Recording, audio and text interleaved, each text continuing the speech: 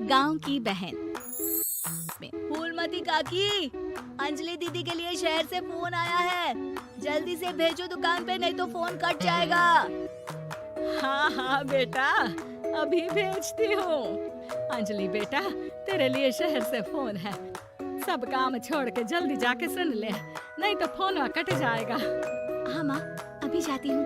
जरूर मीनाक्षी दीदी का फोन आया होगा। हाय अंजलि। नमस्ते दीदी, मेरा मतलब हाय, कैसी हो आप? यहाँ तो सब ठीक है। मामा मामी कैसे हैं? तू कैसी है?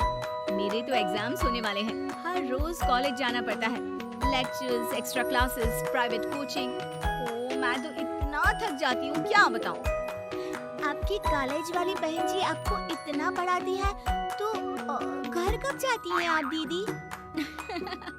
अरे नहीं नहीं, ये सब सिर्फ मेरी प्रोफेशन ही पढ़ाती। मैं अलग से दूसरे टीचर्स के पास भी पढ़ने जाती हूँ। दीदी, फिर तो आप बहुत थक जाती होगी ना। आप ना पैदल मत जाया करो, टांगा ले लिया करो दीदी।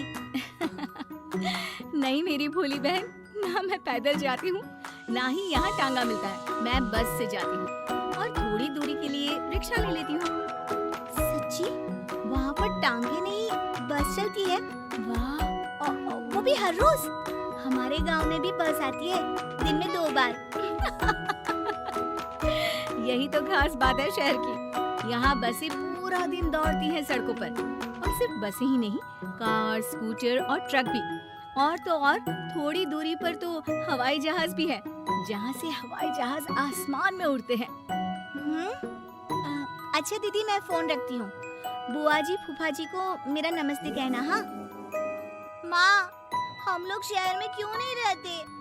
बुआ जी, फूफा जी और मीनाक्षी दीदी तो शहर में ही रहते हैं। अरे क्योंकि तेरे बुआ जी की शादी शहर में हुई थी, इसलिए बेटा। शादी से पहले वो भी तेरे पापा और दादा दादी के साथ गांव में ही रहती थी। तो फिर माँ, मुझे शहर भेज दो ना, मैं भी शहर देखना चाहती हूँ। इतनी बार मीनाक्षी दीदी से शहर के बारे में सुन चुकी हूँ, अब मैं भी वहाँ जाकर देखना चाहती हूँ। बस आप मुझे शहर भेज दो। ठीक है, इस बार गर्मियों की छुट्टियों में कुछ दिन रह आना शहर, अपनी बुआ के घर। अब तो खुश ना? हाँ माँ, बहुत खुश। आप देखना, मैं शहर जाके कितने मजे करती हूँ। अंजलि अगले दिन स्कूल जाती है और वहाँ अपने सारे दोस्तों को अपने शहर जाने की बात बताकर चिढ़ाती है। अरे श्रद्धा, शीतल, सरोज, तुम लोग इन गर्मियों की छुट्टियों में कहाँ जा रही हो? एकादशी वाले गांव के मेले में। हम तो दूसरे गांव में नानी के घर जाएंगे, उनका घर नहर के किनारे है, बड़ा मजा आएगा। हम इस बार कहीं नहीं जा रहे, बल्कि हमारे घर में रहने के लिए मेहमान आएंगे। और तू? अरे मेरा क्या है, मैं तो बस पास वाले शहर जा रही हूँ, अपनी बुआ जी के घर। वहीं रहूंगी कुछ दिन। तुम लोग चिंता मत करना, मैं चिट्ठी लिखूंगी तुम सबको वहाँ से। पापा, मुझे तो चक्कर आ रहे हैं, जी घबरा रहा है। बेटा, शहर आने की जिद भी तो तूने ही की थी। अब पहली बार बस में चढ़ी है तो यही होना था। बोल तो। अरे मामा जी, अंजलि, आप लोग आने से पहले बता तो देते, मैं लेने आ जाती बस स्टैंड तक। आओ आओ भैया, आओ बेटी अंजलि। माँ बुआ जी कैसे हैं वहाँ? और भाभी कैसी हैं? सब ठीक है, बस अंजलि जिद कर रही थी कुछ दिन आप लोगों के साथ रहने की, सो छोड़ने आ गया। दीदी, आप मुझे शहर घुमाने ले जाओ ना, मुझे भी शहर देखना है। हाँ हाँ, चल तैयार हो जा जल्दी से। अंजलि तैयार होने जाती है और कुछ देर बाद जब बाहर आती है तो अरे ये क्या कर दिया तूने? मार्केट तक ही तो जाना है। इतनी डार्क रेड लिपस्टिक, इतने बड़े बड़े झुमके और चूड़ियां और चेहरे पर इतना सारा पाउडर। मेरी बहन, ऐसे नहीं चलेगा, जा और ये सब हटा के आ। अरे कैसे, क्यों? मैंने शहर आने के लिए इतनी मेहनत से ये सब इकट्ठा किया था। और वैसे भी मैंने देखा है मोहल्ले की राधा काकी के टीवी पर एक फिल्म चल रही थी, उसमें हीरोइन ना ऐसे ही तैयार होकर जाती है। तो सब पता है मुझे, मैं तो ऐसे ही जाऊंगी।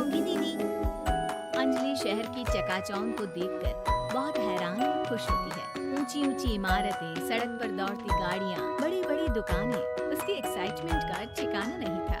दीदी, ये छोटा सा कमरा सड़क के किनारे क्यों रखा है? इसमें कौन रहता होगा? ये कमरा नहीं, पीसीओ है, पीसीओ। यहाँ पर लोग फोन करने आते हैं सिक्का डालकर। ओह, हमारे गांव में तो दुकान पे ही जाते हैं बात करने।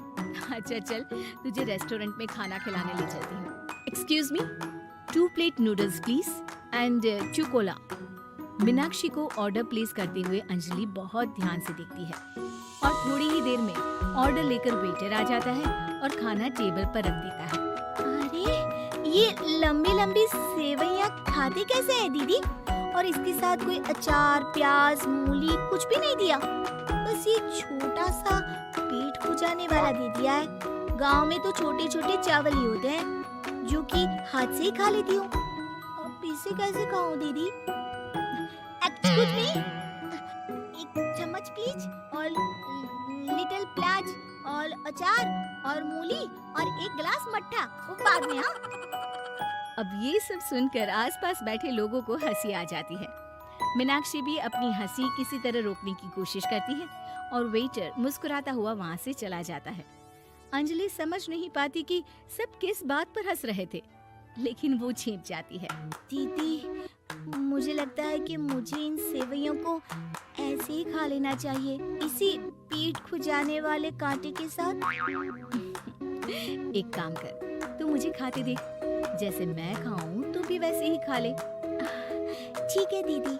अंजलि खाते खाते नूडल्स में सिरका ज्यादा डाल देती है, फिर ऊपर से नमक दाने से खेलते हुए काफी नमक भी अनजाने में छिड़क लेती है। अरे, ये क्या क्या खा लिया? अरे हाय हाय, कितना कड़वा है। पानी, पानी, ये काला शरबत ही पी लेती हूँ। और जल्दबाजी में अंजलि जल्दी जल्दी कोला पी लेती है, जिससे उसके नाक में झंझनाहट होती है।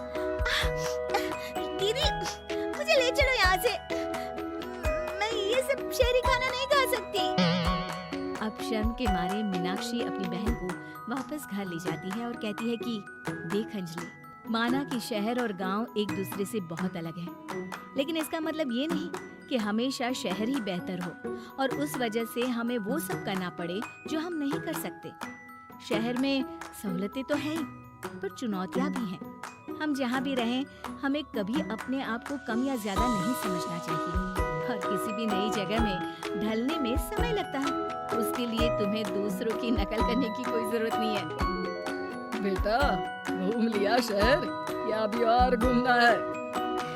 नहीं पापा, मैं अपनी गलती समझ गई हूँ। आप गांव ही ले चलिए मुझे।